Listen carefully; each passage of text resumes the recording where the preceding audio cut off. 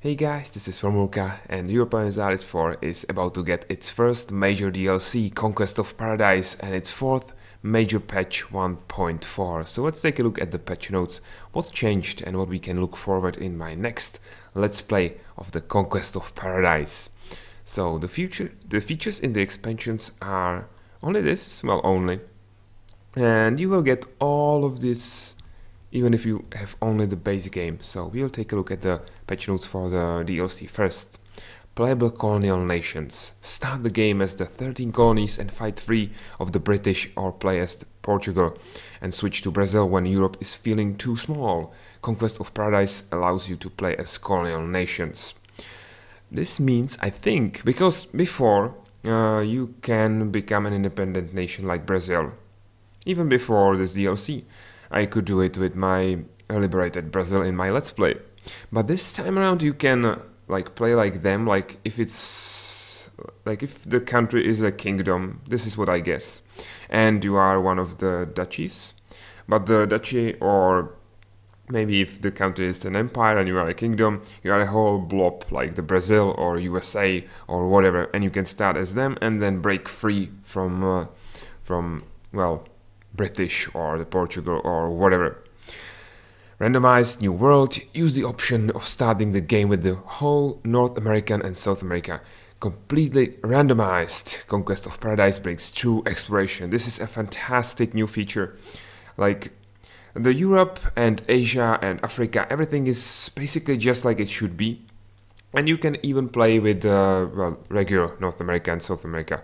But if you enable this option, the whole America, both of them, will be completely different. It may be just like a ring of islands, or it may be completely split into pieces, and it may be huge, much bigger than it is in the real world. And yeah, this is fantastic, and I will play with this feature on because it just brings the true exploration to the game. Because, well, before, of course, you have to embark on your voyage and explore the new world in the Europa Universalis 4. But you already know how the Americas look like. You know there is Florida, there is Mexico, there is everything where it should be. This time around it's a true exploration, and on top of that, I think it's somewhere down in the patch notes as well. Of course, you can see like the outline of the world on the minimap. This time around, if it's in terra incognita, you can't see it, so this is just fantastic and brings a lot of true exploration to the game. New mechanics for Native Americans. This is a great another feature.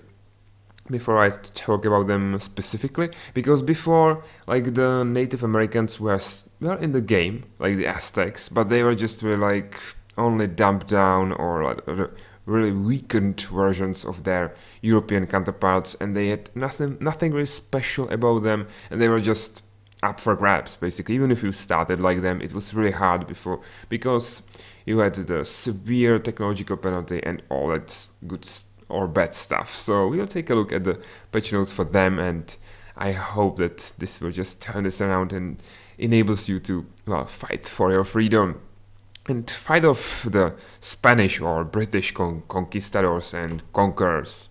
With the Conquest of Paradise expansion, Native Americans will now play according to different rules. They have their own buildings, new unique ideas, and separate set native advancements that they can buy for power. Small Native American states can also migrate to move to a better place and generate more power. So you've basically like a sub-technology advancement where you have there is a really nice patch notes video from Paradox Interactive where they are showing you the stuff. The patch is not out yet, so I can't really show it. We'll take a look at it when I start the Let's Play. But basically, because you have like 200% or even I think maybe 300% penalty to your technology research, it's really super slow. So they basically bring another technology tree which you can advance through. It's specific to the natives, so it's nothing really major. But when you finish all of this, you can start to westernize. So if you really work on this really hard, I hope you can become a power that can withstand the attack of the Europe. I hope so. But yeah, that's the first one. Small Native American states can also migrate. That's another nice feature.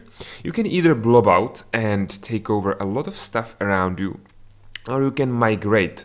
And every time, basically, you like just like the Indians, you move from one like province to another, and every time you do it, you gain a huge power boost.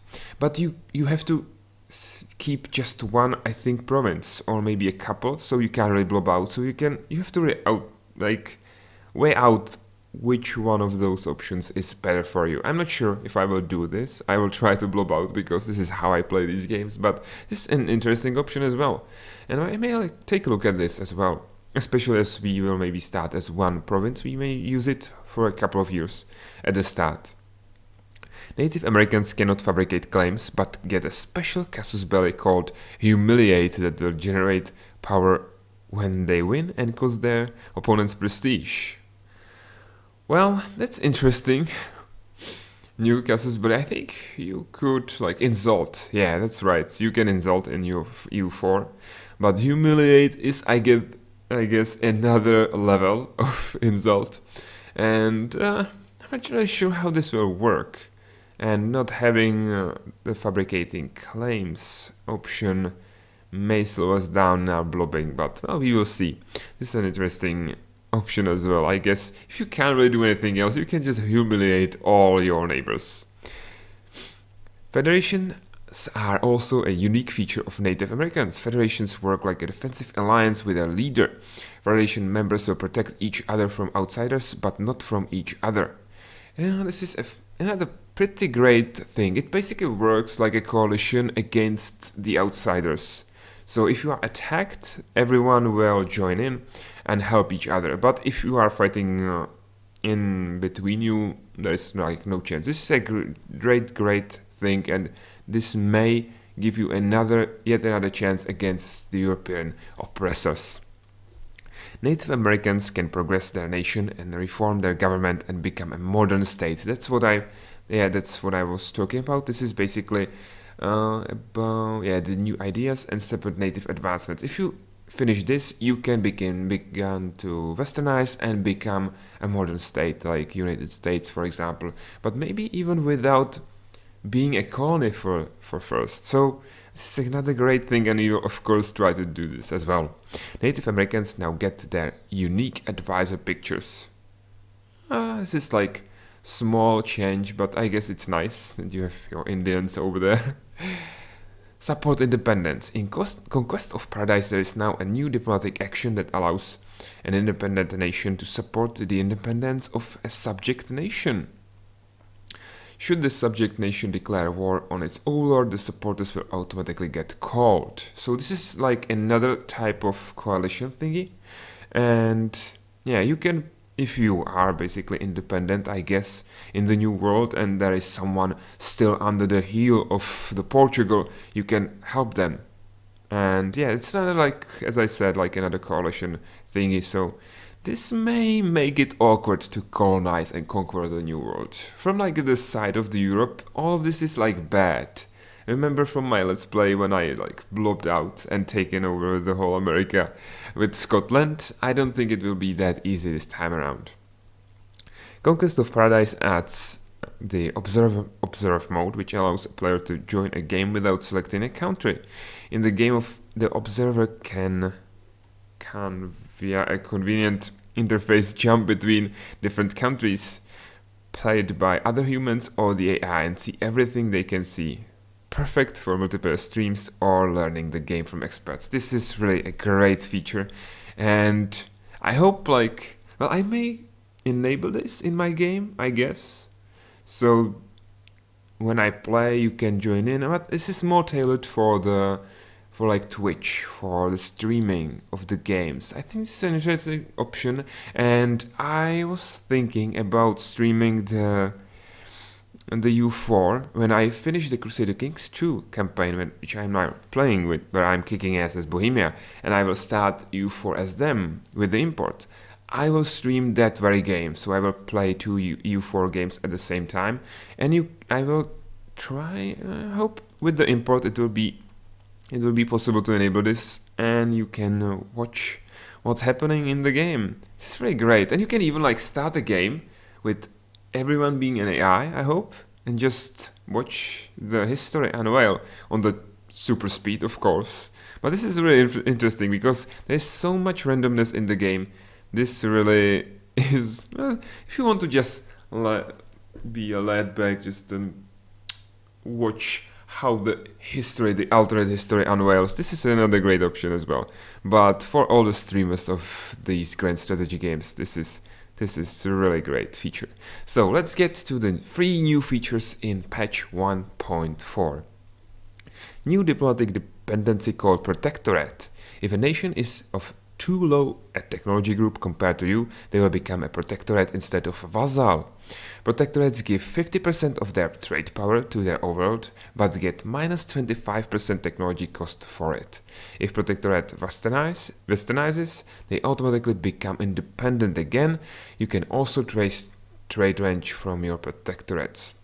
So yeah, this is another nice feature. So if you like vassalize basically someone, I don't know, from Asia or someone who isn't from the Western technology group, and they are really low, they are really behind in technology, they will become protectorate instead of vassal because they are not like your equal.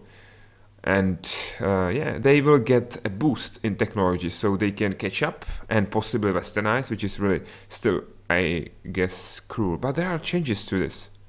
So this may be much easier to do, and then they break free, which is another interesting idea.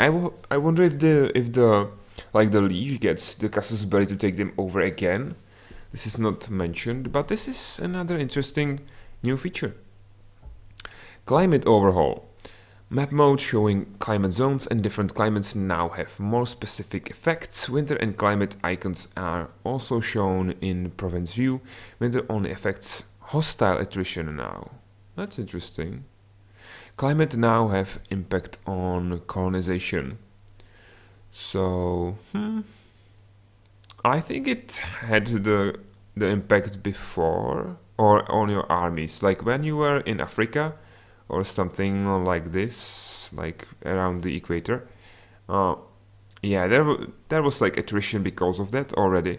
But the winter only affects hostile attrition. This is so interesting. I guess you can stay at home, hidden from the winter when you are at home and the enemy can't. I'm not really sure how I like this, but it helps. I get the northern regions like the Iceland or Norway, Sweden to defend from Denmark and the other colonial nations. So we'll see in the game how this turns out. I'm not sure, they are kind of vague about this. This may have more effects, but they are like not specifically mentioned. Succession wars are no longer automatic. That's nice. When a country have the chance to form a union with each other, the strongest of the new overlords, rivals, and or nations with a real marriage or same dynasty have the opportunity to challenge them in a succession war. So you have the option. It's not like automatic right off the bat, but you have the option to start it. You don't have to. And the AI as well. So I guess that's a nice change. Tariffs, old system of tariffs completely gone. Colonial nations now give a percentage of all their income as tariffs, starting at 10%. Increasing tariffs is done per colony for 25 admin power, for 2.5% tariffs and 5% liberty desire in the colony. So the tariffs, I never really dabbled in the trade mechanic of the game, but I think this is the most interesting part, I think, because you can increase the income you gain from your colonies or colonial nations, but it also increases their liberty desire, so basically how much they want to break free. So yeah, you have to really think about this twice, I guess, especially if you are fighting someone in Europe. You can't really deal with your colonial nations. I think like in the vanilla EU4, especially when I played, the wars for independence were kind of weak source, I have to say. I have to assume that they will get bigger armies, but this is completely reworked. Like, remember, it was like 5,000 men, 5 stacks that I could just squish like this, and that's it. That was the the attempt of the USA, Canada, and all of the others for independence. That's it. And I hope in this new version this will be a little bit stronger, because it was like nothing. I didn't really have to commit all my armies for that. Like, it when the United States or the America was trying to break free from British, they had pretty kick-ass army and they did it, so it should be possible. But in the vanilla game before this, it wasn't really. Liberty desire. Colonial subjects can declare war on their overlords at 50% liberty desire. So I guess this increases over time and you can speed it up as well. So after grabbing 25% tariffs, the liberty desire is there and they can declare the war. And we'll do it automatically at 100. So, well, if liberty desire is lower than tariff percentage, they increase by 1% each year. Yeah, that's what I was talking about. So it increases as long as the tariffs are lower. Interesting. It starts at 10. So, yeah. Liberty desire grants more manpower and cheaper maintenance for the colonial subject. That's okay. So this is for the colonial nation. So yeah, this is it. This brings more manpower, more stuff, so they have bigger chance to fight and break free. Added new option to abandon colony for when you want to give up on a province. That's pretty good idea as well, because if you again remember from my EU4 Let's Play, I had that awkward colony down in the South Africa, which was pissing off the Portugal all the time, because we had the border friction because of that, and it was a wealthy colony, so the border friction was kind of high. I was just trying to get rid of it. I could give it to Portugal, but abandoned colony, I think we'll just return it to the natural state. So this is I like better, because you don't want to give the colony or the province to your enemy, right? But you may want to abandon it, because it may be just like they even besieged it, I think, once or twice. And it was so far away that I couldn't do anything about it, and it was just losing me war score. So this is a great option as well. Westernization changed. This I hope will let's read it. Westernization no longer requires non-negative stability. Great. Like, westernization was brutal. Like, you had to have, I think, positive stability, and it dropped to -3 right off the bat. So now you can, I guess, start it on -3, and well, let's read it. While westernizing, you no longer get +200 stability costs, but instead +5 RR. I'm not sure what this is. Damn it. I will put an annotation somewhere around here with the explanation, but this is just another fantastic thing, and it starts to look a little bit too good to be true, honestly. Westernization no longer depends on stability, but instead progress +10 from each power each month if possible. When progress hits 5,000 modified by tech group, it's finished. Okay. So you're automatically spending 10 power, if you have it, each month, from each power. So it can go up by 30 every month, I guess. Yeah, up to 30. But I don't think you will gain +10 power. So yeah, you will run out eventually, if possible. I wonder if it will lower it by 3 if you have only 3, or if it will like wait for the full 10. But yeah, this will shrink this a lot. Like, this is 360 per year. So this is like 15 years if you have the power. I think more. So this is still a lengthy process, but and it's modified by tech group. So I guess it's higher. Or maybe lower. I'm not really sure what this means, but I guess this number can be even higher if you are of like in the new world, like you are Aztecs. So yeah, it may take maybe even longer than before, because if you are really doing well, you could do it kind of quickly. But yeah, westernization events are now bad effect or give up 4 months progress. So this is actually great as well. So the stability, there's no effect on stability anymore. Yeah, this is basically right here. So bad effect, which will be like a rebellion, I guess, or give up 4 months of progress, which may hurt a lot, especially if you were able to grab all of these. So this is like 120 from the 5,000 or more. So yeah, this is actually better. Like this stability has such a huge effect on the game that this, I feel like, is much better way to do it. You can now see more details about effects of westernization and estimated finish date in the interface. This is fantastic as well. Yes. I wonder if you can like see it before you start it. Like yeah, this will be actually nice as well. Like estimated date, if you can even do it in this century, if you start. But even if even just seeing the progress is great like this, and seeing the goal, well, the carrot where you are trying to get to. But without the stability hit, I'm not sure. Yeah, it's just a bad effect. It will just slow you down or make you commit your armies or whatever, but the bad effect, I guess, may be stability loss this time around. Before it was like, this was the stability loss and this was something else, but yeah, we will see. When westernization is finished, it will be truly finished and no rebels can change the fact. Yes! It was so brutal. Like, you could finish westernization and the rebels rise up, a huge number of them, for one reason or another, and they will basically just switch it back and all your progress is gone. And it was basically just yeah, I will abandon this game effect.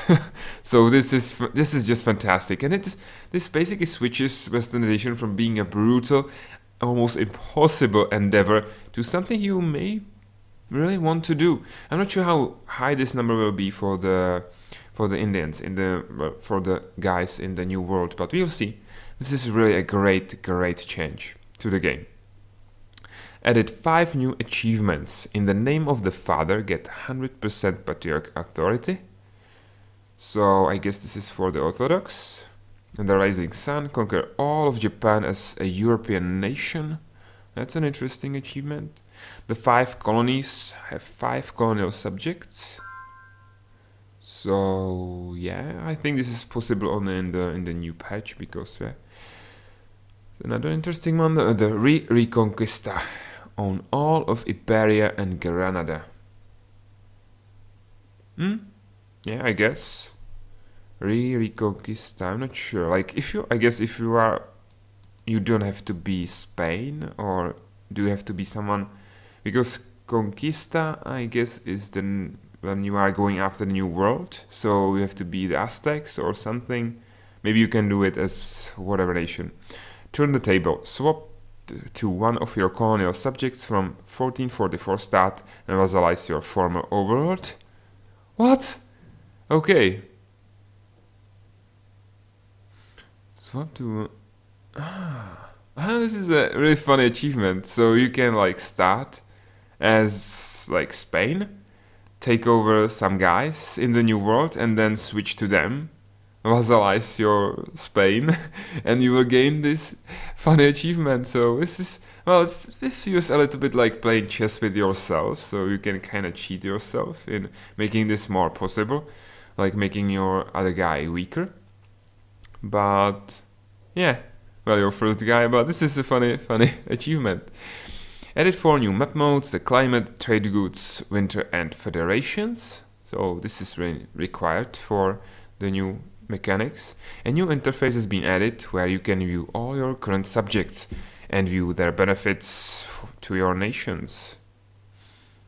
That's a pretty cool thing as well, because before that, like with the vassals, it was like kind of like nebulous and kind of hidden from you. You had to really like search and scrap through to get the stuff, and I don't think you could get the big picture easily. So this is another great improvement in the game.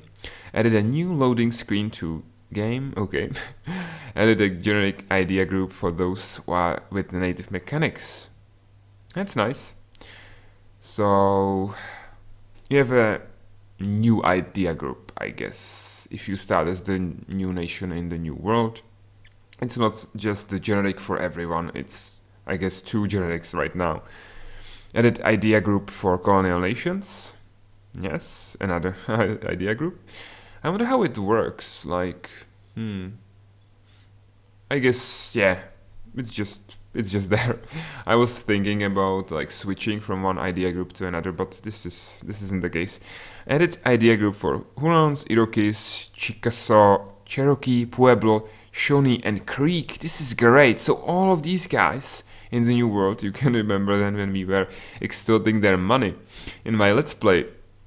And they are really weak, but they also had this generic, I guess, even super generic idea group. Right now they have their own, so they have their own ideas, and I'm really looking forward to this. This is just great.